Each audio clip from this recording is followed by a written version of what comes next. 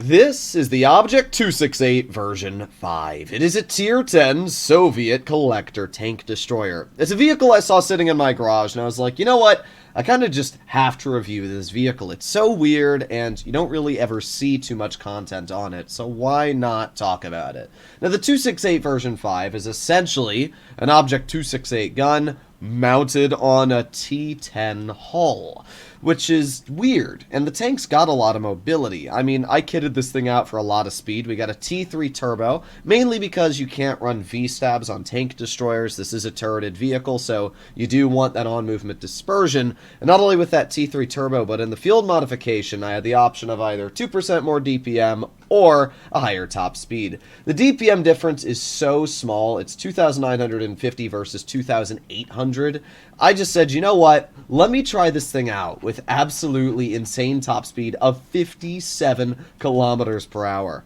We have made our reverse speed a little bit worse for 5% better camo, but I mean, that's a given. You're always going to do that. So we've got decent camo values. We obviously have pretty good mobility and a gun that just slaps. And I've kitted this thing out for accuracy as well. We've got 0.29 dispersion, which means we should hopefully be able to hit whatever we are shooting at. Now, if you think that this vehicle is going to have good armor because it's mounted on a heavy hull, unfortunately, that's just really not the case. Its upper plate's about 210. Even using 5 degrees of gun depression, it's only 240. You're not going to get many bounces. And the turret, while it is a bit troll, I mean, it's still not very good. You got a big hatch, which is only about 150. The roof is overmatchable. In terms of armor, you will definitely get troll bounces. The side armor's Soviet, so, you know, it's got some things here and there going for it, but let's be honest, for the most part, this vehicle is not going to be getting many bounces in the battlefield. But that's fine, because this is obviously a tank destroyer, and you're going to be sitting a little bit further back than in the front line. So I'm actually quite excited to see how this vehicle does. I've never messed around with it. I actually don't have any Tier 10 tank destroyers on my main account. I have the 113 GFT on the works.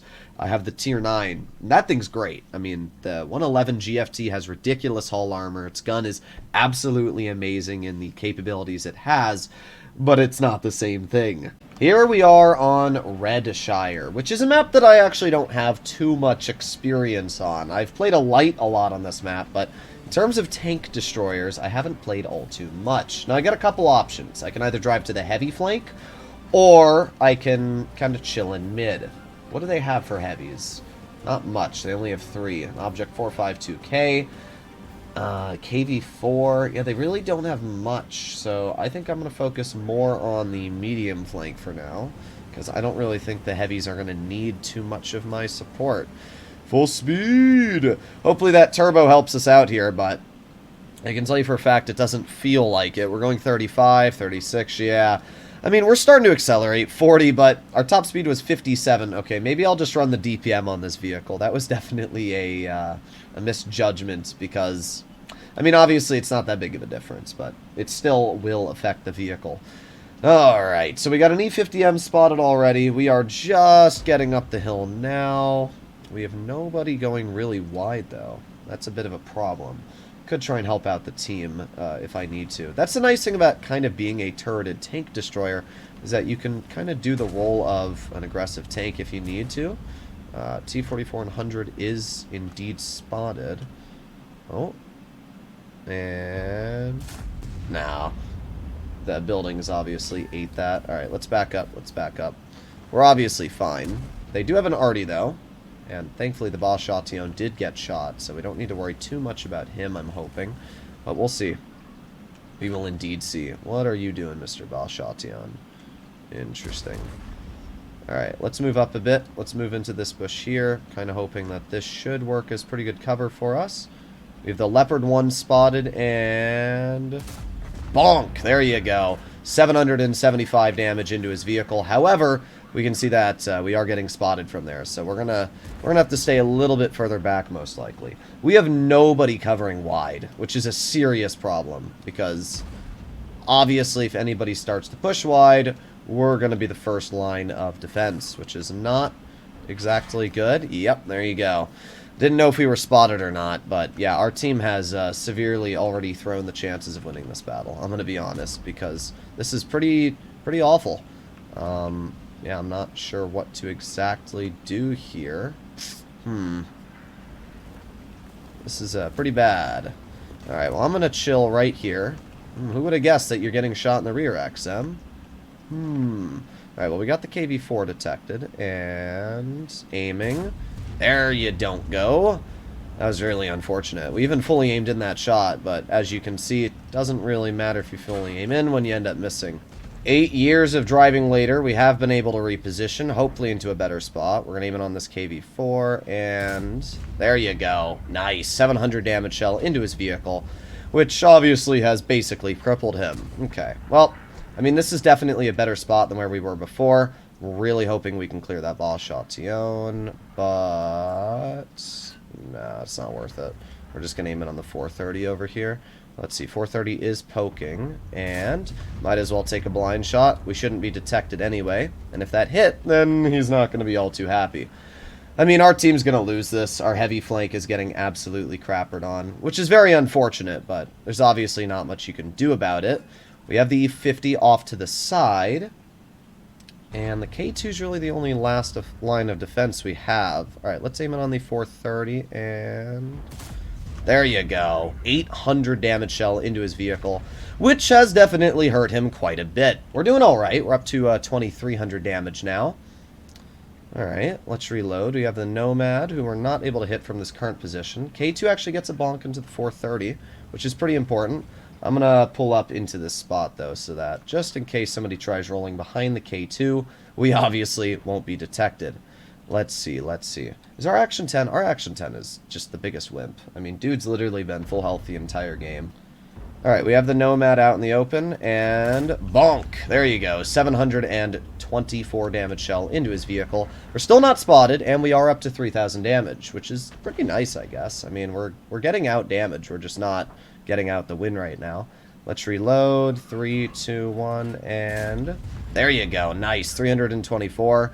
Killed the enemy STA. Still not spotted, which is pretty important. I mean, I doubt this is going to be a win, but it could actually be. I don't know how much health the enemy is on. I know the E50M is quite healthy. I don't know about the rest of their team.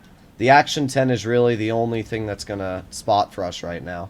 But at least when it comes to the one line, we should be clear. So it's more going to be tanks over on the heavy flank that we're going to have to worry about. Speak of the devil, we have the E50M. I'm going to load heat. I'm going to make sure that if we shoot this guy, they do indeed pen. There you go. 630 damage shell into his vehicle. And our artillery hits the E50M, which just brought him down quite a lot. So that's actually huge. If our Centurion Action 10 can get that guy cleared, that'll be big. Alright, Artie does not shoot at me, but the girl kills our teammate, which is obviously pretty bad. Alright, we're going to move up a bit. And hopefully this spot here should still be fine. We're going to push further into the bush, though. We shouldn't be detected by anybody here. Okay, good. Alright, we'll see. Oh, we got the Leopard PTA spotted. Unfortunately, the Leopard does kill our teammate. Are we able to hit the Leopard? No, not as of now. We also got the boss shot-tion. I don't know if I want to waste a shell on him. Nah, I don't think it's worth it to shoot the boss shot-tion. I'm going to shoot the 4.52. There you go. 750 damage shell into his vehicle. That was obviously a pretty big juicer there. Alright, now we're just going to back on up. Artillery actually kills the 4.52, which is kind of huge, I'm not going to lie. We're going to try and clear... oh boy. Turning, and... there you go. Nice bonk into that player as well. We did 5,300 in this game, so, I mean, it's not like we did bad. Just a very, very unfortunate result we had from our team here. Let's see. Artillery hits that guy, and unfortunate. The grill hit us right before we could get the shell out. We did pretty good, actually. I'm surprised we were able to get out as much damage as we did. The gun worked very well. We hit the majority of shots we fired.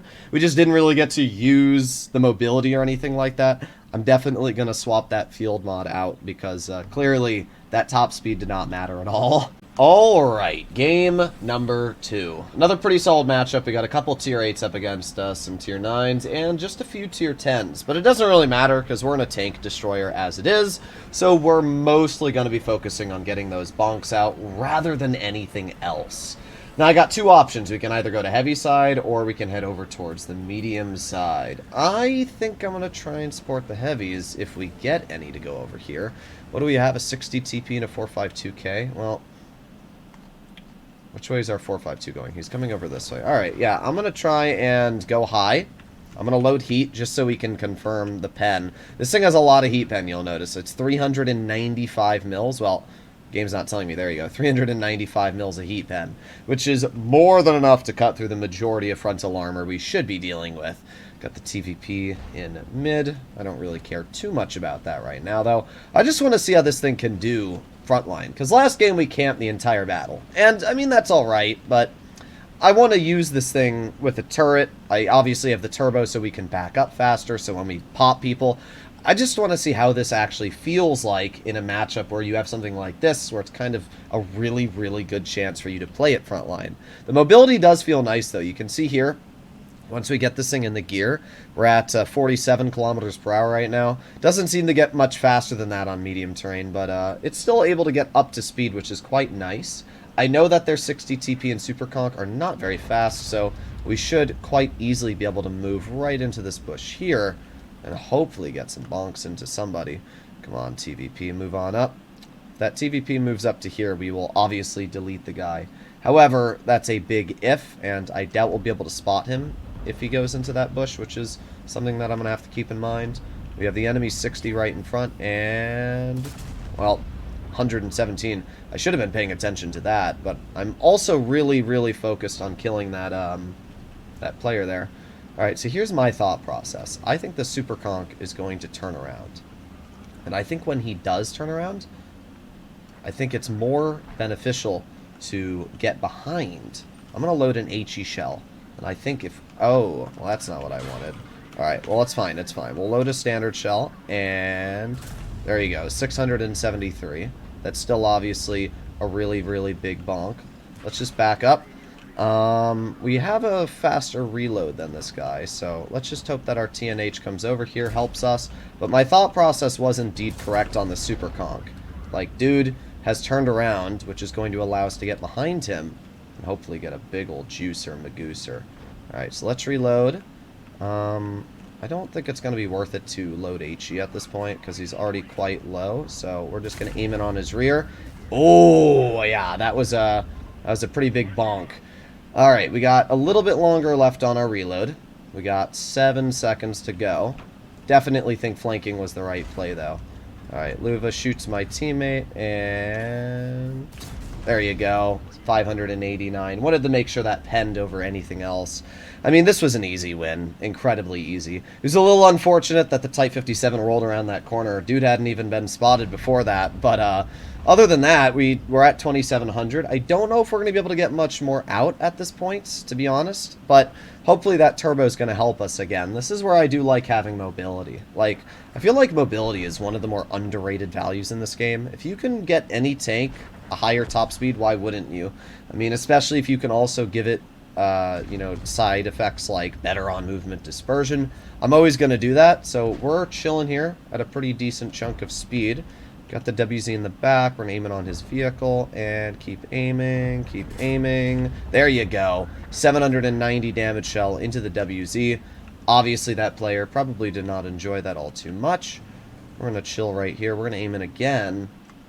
If that WZ pokes, we should obviously be able to bonk right through. We'll see. I doubt that player's going to poke again. We hit him really hard, and I wouldn't poke. Oh, wait, he is poking. Interesting. All right, let's aim in, and there you go. Another 600 damage shell right into his vehicle.